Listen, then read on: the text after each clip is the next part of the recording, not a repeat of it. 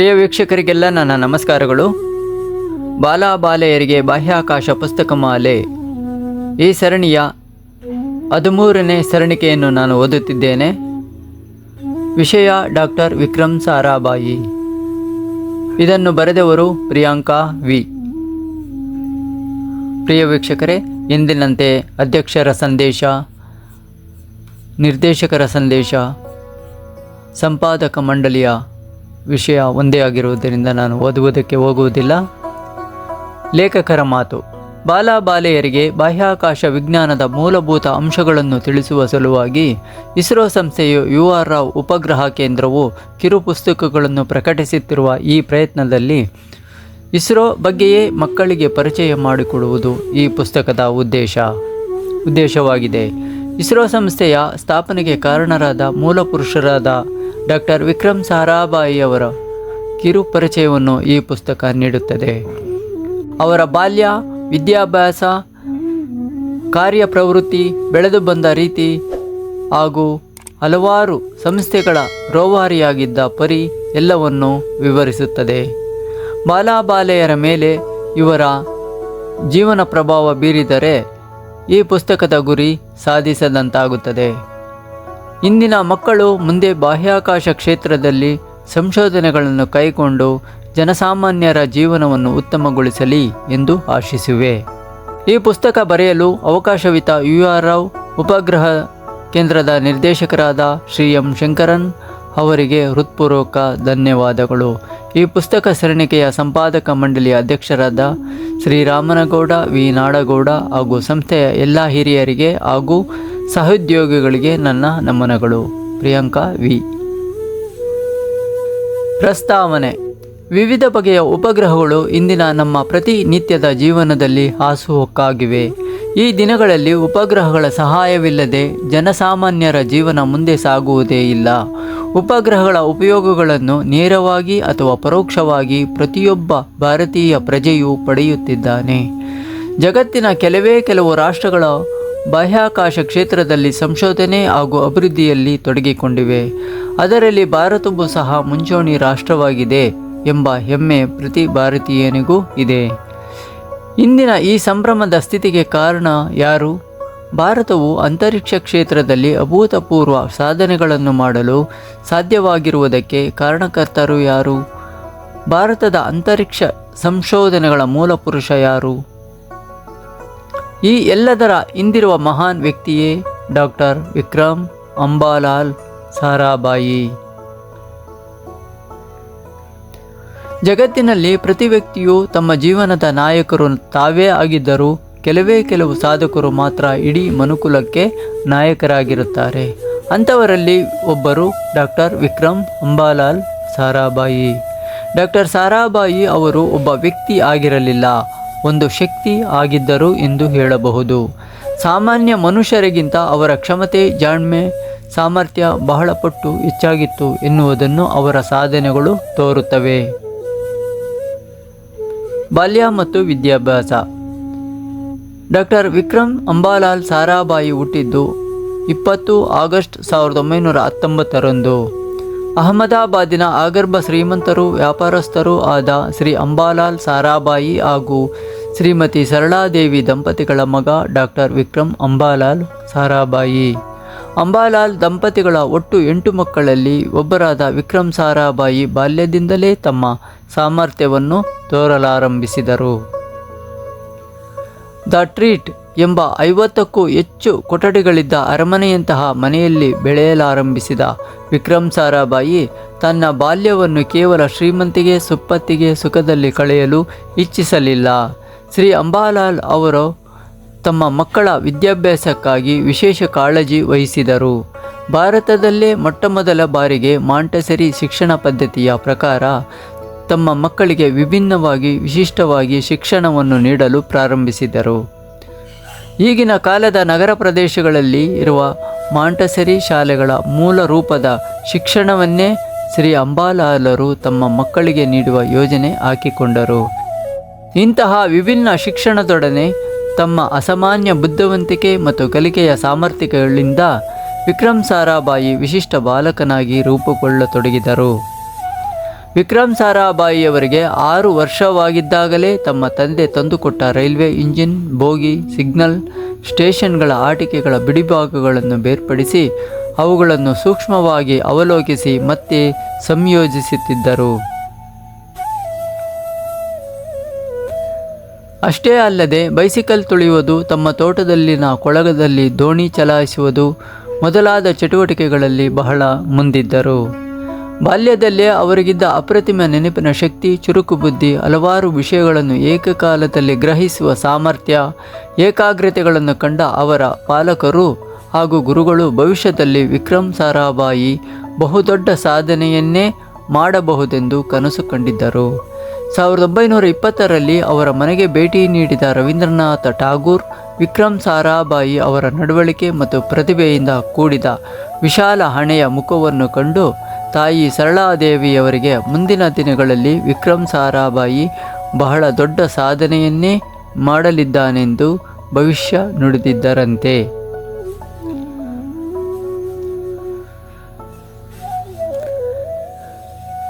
ಮನೆಯಲ್ಲಿಯೇ ಪಡೆದ ಮಾಂಟೆಸರಿ ಶಿಕ್ಷಣದ ಕೊನೆಯಲ್ಲಿ ಅಹಮದಾಬಾದಿನ RC ಪ್ರೌಢಶಾಲೆಯಲ್ಲಿ ಹೊರ ಅಭ್ಯರ್ಥಿಯಾಗಿ ಮೆಟ್ರಿಕ್ಯುಲೇಷನ್ 10ನೇ ತರಗತಿ ಪರೀಕ್ಷೆ ತೆಗೆದುಕೊಂಡರು.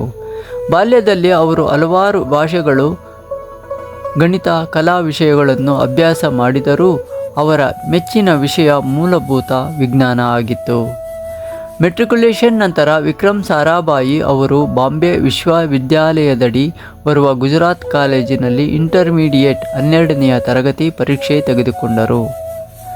ಆ ಪರೀಕ್ಷೆಯಲ್ಲಿ ಭೌತಶಾಸ್ತ್ರ ಮತ್ತು ರಸಾಯನಶಾಸ್ತ್ರ ವಿಷಯಗಳಲ್ಲಿ ಅತ್ಯುತ್ತಮ ಅಂಕ ಗಳಿಸಿದರು. ನಂತರ ತಮ್ಮ ಉನ್ನತ ವಿದ್ಯಾಭ್ಯಾಸಕ್ಕಾಗಿ ಇಂಗ್ಲೆಂಡಿನ ಕೇಂಬ್ರಿಡ್ಜ್ ವಿಶ್ವವಿದ್ಯಾಲಯಕ್ಕೆ ದಾಖಲಾದರು. ಸಾರಾಭಾಯಿ ಅವರು ಕೇಂಬ್ರಿಡ್ಜ್ ವಿಶ್ವವಿದ್ಯಾಲಯ ಸೇರಿದ ಕೆಲವೇ ದಿನಗಳಲ್ಲಿ ಕ್ಯಾವೆಂಡಿಶ್ ಪ್ರಯೋಗಶಾಲೆಯ ನಿರ್ದೇಶಕರಾಗಿದ್ದ ನೊಬೆಲ್ ಪ್ರಶಸ್ತಿ ವಿಜೇತರು, ಪರಮಾಣು ಭೌತಶಾಸ್ತ್ರ ನ್ಯೂಕ್ಲಿಯರ್ ಫಿಸಿಕ್ಸ್ನ ಪಿತಾಮಹ ಎಂದೇ ಖ್ಯಾತರಾಗಿದ್ದ ನ್ಯೂಜಿಲೆಂಡ್ ಮೂಲದ ಎರ್ನೆಸ್ಟ್ ರೂದರ್ ಫೋರ್ಡ್ ವಿಧಿವಶರಾದರು. ಜೊತೆಗೆ 2ನೇ ಮಹಾಯುದ್ಧದ ಕರಾಳ ಛಾಯೆಯ ಕಾರಣದಿಂದ ಯುರೋಪಿನಲ್ಲಿದ್ದ ಯಹೂದಿ ವಿಜ್ಞಾನಿಗಳು ಅಮೆರಿಕದತ್ತ ಮುಖ ಮಾಡಿದರು. 1940ರಲ್ಲಿ ಕೇಂಬ್ರಿಡ್ಜ್ ವಿಶ್ವವಿದ್ಯಾಲಯದಿಂದ ನ್ಯಾಚುರಲ್ ಸೈನ್ಸಸ್ನಲ್ಲಿ ಟೈಕೋಸ್ ಕೇಂಬ್ರಿಡ್ಜ್ ನೀಡುವ ಡಿಗ್ರಿ ಪದವಿ ಪಡೆದ ಸಾರಾಭಾಯಿಯವರು 2ನೇ ಮಹಾಯುದ್ಧದ ಪರಿಣಾಮವಾಗಿ ಭಾರತಕ್ಕೆ ವಾಪಸ್ಸಾಗಬೇಕಾಯಿತು. ಸಾರಾಭಾಯಿಯವರು ತಮ್ಮ ಸಂಶೋಧನೆಯನ್ನು ಇಂಗ್ಲೆಂಡಿನಲ್ಲೇ ಮುಂದುವರೆಸದೇ ಇದ್ದಿದ್ದು ಭಾರತದ ಅದೃಷ್ಟವೆಂದೇ ಹೇಳಬಹುದು.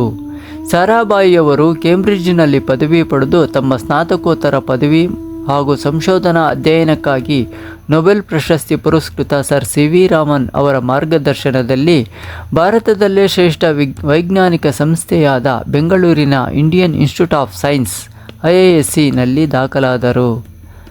ಸರ್ ಸಿ ವಿ ರಾಮನ್ ಅವರ ಮಾರ್ಗದರ್ಶನದಲ್ಲಿ ಸಾರಾಭಾಯಿ ಅವರು 1940ರಿಂದ 1945ರವರೆಗೆ ಬಾಹ್ಯಾಕಾಶದಿಂದ ಬಂದೆರಗುವ ಕಾಸ್ಮಿಕ್ ಕಿರಣಗಳ ಬಗ್ಗೆ ತಮ್ಮ ಸಂಶೋಧನಾ ಅಧ್ಯಯನ ಪ್ರಾರಂಭಿಸಿದ್ದು ಭಾರತವು ಬಾಹ್ಯಾಕಾಶ ಕ್ಷೇತ್ರದಲ್ಲಿ ಮುಂದೆ ಸಾಧಿಸಬಹುದಾದ ಮಹಾನ್ ಸಾಧನೆಗಳಿಗೆ ಕಾರಣವಾಯಿತೆಂದೇ ಹೇಳಬಹುದು. ಸಾರಾಭಾಯಿಯವರಿಗಿಂತ 10 ವರ್ಷಗಳ ಮೊದಲೇ ಕೇಂಬ್ರಿಡ್ಜ್ ವಿಶ್ವವಿದ್ಯಾನಿಲಯದಿಂದ ಪದವಿ ಪಡೆದ ಭಾರತದ ಅಣುಶಕ್ತಿ ಕಾರ್ಯಕ್ರಮದ ಪಿತಾಮಹರೆಂದೇ ಖ್ಯಾತರಾದ ಹೋಮಿ ಜಹಂಗೀರ್ ಬಾಬಾ ಆಗ IIScಯಲ್ಲಿ ರೀಡರ್ ಆಗಿ ಕಾರ್ಯನಿರ್ವಹಿಸುತ್ತಿದ್ದರು. ಹೋಮಿ ಬಾಬಾ ಅವರನ್ನು ಭೇಟಿಯಾದ ಸಾರಾಭಾಯಿ ಅವರ ಜೀವನ ಒಂದು ಹೊಸ ತಿರುವನ್ನೇ ಪಡೆದು ಸಾರಾಭಾಯಿಯವರು ಮುಂದೆ ಭಾರತೀಯ ಅಣುಶಕ್ತಿ ಕಾರ್ಯಕ್ರಮದಲ್ಲಿ ನಾಯಕತ್ವ ವಹಿಸಿಕೊಳ್ಳಲು ಕಾರಣವಾಯಿತು. IIScಯಲ್ಲಿ ಸಂಶೋಧನೆ ನಡೆಸುತ್ತಿದ್ದಾಗ ಸಾರಾಭಾಯಿಯವರು ಅಲ್ಲಿನ ಹಾಸ್ಟೆಲ್ನಲ್ಲಿ ವಾಸಿಸದೆ ಸಮೀಪದ ಮಲ್ಲೇಶ್ವರಂನಲ್ಲಿನ ಪ್ರೇಮಾಲಯ ಎಂಬ ಮನೆಯಲ್ಲಿ ಪ್ರತ್ಯೇಕವಾಗಿ ವಾಸಿಸುತ್ತಿದ್ದರು. ಮನೆಯ ಹೆಸರಿನ ಪ್ರಭಾವದಿಂದಲೋ ಏನೋ ಅವರಿಗೆ ಕಲೆ, ಸಂಗೀತ, ನೃತ್ಯಗಳಲ್ಲಿ ಆಸಕ್ತಿಯುಂಟಾಗಿ ಅಂತಿಮವಾಗಿ ಆಗಿನ ಖ್ಯಾತ ಭರತನಾಟ್ಯ ನೃತ್ಯಗಾರ್ತಿ ಮೃಣಾಲಿನಿ ಸ್ವಾಮಿನಾಥನ್ ಅವರಲ್ಲಿ ಪ್ರೇಮ ಉಂಟಾಗಿ ಅವರಿಬ್ಬರೂ 1942 ಆಗಸ್ಟ್ ತಿಂಗಳಲ್ಲಿ ವಿವಾಹವಾದರು. 1943ರಲ್ಲಿ ಸಾರಾಭಾಯಿಯವರು ಎತ್ತರದ ಭೂಪ್ರದೇಶದಲ್ಲಿ ಕಾಸ್ಮಿಕ್ ಕಿರಣಗಳನ್ನು ಮಾಪನ ಮಾಡಲು ಕಾಶ್ಮೀರಕ್ಕೆ ತೆರಳಿದರು. ಹೋಮಿ ಬಾಬಾ ಅವರ ಸೂಚನೆಯಂತೆ ಗೀಗರ್ ಕೌಂಟರ್ ಉಪಯೋಗಿಸಿ ನಿಧಾನಗತಿಯ ಮೀಸನ್ಸ್ಗಳನ್ನು ನೇರವಾಗಿ ಮಾಪನ ಮಾಡುವ ಪದ್ಧತಿ ಕಂಡುಹಿಡಿದರು. ಹೊರಗಿನಿಂದ ಬರುವ ಕಾಸ್ಮಿಕ್ ಕಿರಣಗಳು ಭೂಮಿಯ ಮೇಲಿನ ಭಾಗದ ವಾತಾವರಣದಲ್ಲಿನ ಪರಮಾಣುಗಳೊಡನೆ ಘರ್ಷಿಸಿದಾಗ ರೂಪುಗೊಳ್ಳುವ ಕಣಗಳೇ ಮೀಸನ್ಸ್ಗಳು. ಈ ಮಾಪನಗಳನ್ನು ಅಧ್ಯಯನ ಮಾಡಿದಾಗ ಕಾಸ್ಮಿಕ್ ಕಿರಣಗಳ ತೀಕ್ಷ್ಣತೆ ದಿನದಲ್ಲಿ ಸಮಯಕ್ಕೆ ತಕ್ಕಂತೆ ಬದಲಾಗುತ್ತಲೇ ಇತ್ತು. ಈ ಸತ್ಯ ಕಂಡುಕೊಂಡ ಸಾರಾಭಾಯಿಯವರು ತಮ್ಮ ಸಂಶೋಧನಾ ವಿಷಯವನ್ನು cosmic ray investigation in tropical latitudes ನಿಂದ times variations of cosmic rays ಎಂಬ ವಿಷಯಕ್ಕೆ ಬದಲಾಯಿಸಿಕೊಂಡರು. 1945ರಲ್ಲಿ ಎರಡನೆಯ ಮಹಾಯುದ್ಧ ಮುಗಿದ ಮೇಲೆ ತಮ್ಮ PhD ಅಧ್ಯಯನವನ್ನು ಪೂರ್ಣಗೊಳಿಸಲು ಸಾರಾಭಾಯಿಯವರು ತಮ್ಮ ಪತ್ನಿಯೊಡನೆ ಕೇಂಬ್ರಿಡ್ಜಿಗೆ ಹೊರಟರು. ಮಾಂಚೆಸ್ಟರಿನಲ್ಲಿ ನಡೆದ ಅವರ ಅಂತಿಮ ಮೌಖಿಕ ಪರೀಕ್ಷೆಯನ್ನು ನೊಬೆಲ್ ಪ್ರಶಸ್ತಿ ವಿಜೇತರಾದ ಪರಮಾಣು ಭೌತಶಾಸ್ತ್ರ ಹಾಗೂ ಕಾಸ್ಮಿಕ್ ವಿಕಿರಣಗಳ ತಜ್ಞ ಬ್ಲಾಕೆಟ್ ಅವರು ನಡೆಸಿದರು. ನಂತರ ವಿಕ್ರಮ್ ಬಾಯಿಯವರಿಗೆ 1947ರಲ್ಲಿ PhD ಪದವಿ ನೀಡಲಾಯಿತು. PhD ಪದವಿ ಪಡೆದ ನಂತರ ಭಾರತಕ್ಕೆ ವಾಪಸ್ಸಾದ ವಿಕ್ರಮ್ ಸಾರಾಭಾಯಿಯವರು ಫಿಸಿಕಲ್ ರಿಸರ್ಚ್ ಲ್ಯಾಬೊರೇಟರಿಯನ್ನು ಸ್ಥಾಪಿಸಿದರು. ಈ ಸಂಸ್ಥೆಯಲ್ಲಿ ವಿಕ್ರಮ್ ಸಾರಾಭಾಯಿಯವರು ತಮ್ಮ PhD ನಂತರದ ಸಂಶೋಧನೆಯನ್ನು ಮುಂದುವರಿಸಿದರು.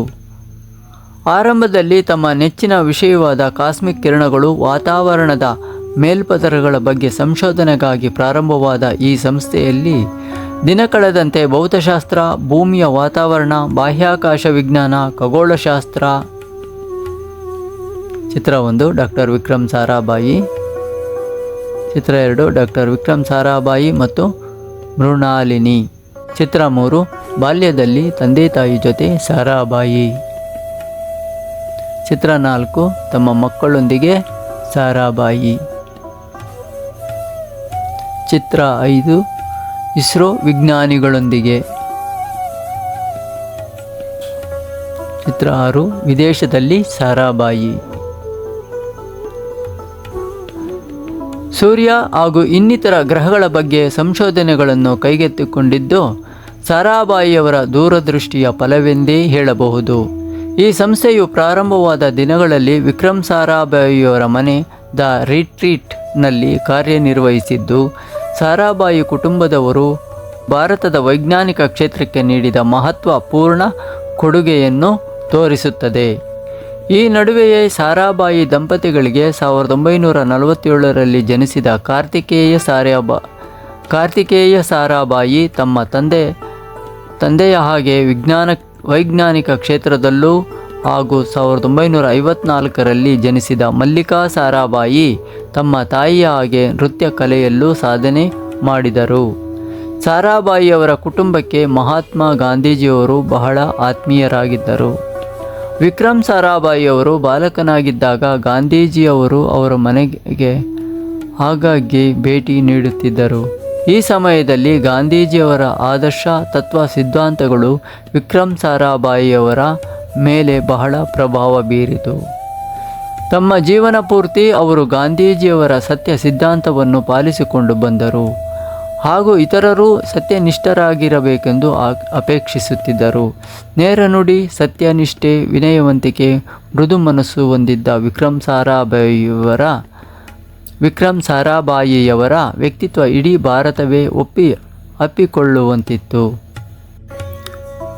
ಪ್ರಿಯ ವೀಕ್ಷಕರೇ, ಈ 13ನೇ ಸರಣಿಕೆಯನ್ನು ಇಲ್ಲಿಗೆ ನಿಲ್ಲಿಸಿರುತ್ತೇನೆ. ಮುಂದಿನ ಭಾಗವನ್ನು ಮುಂದಿನ ಸರಣಿಕೆಯಲ್ಲಿ ನೋಡೋಣ. ಧನ್ಯವಾದಗಳು.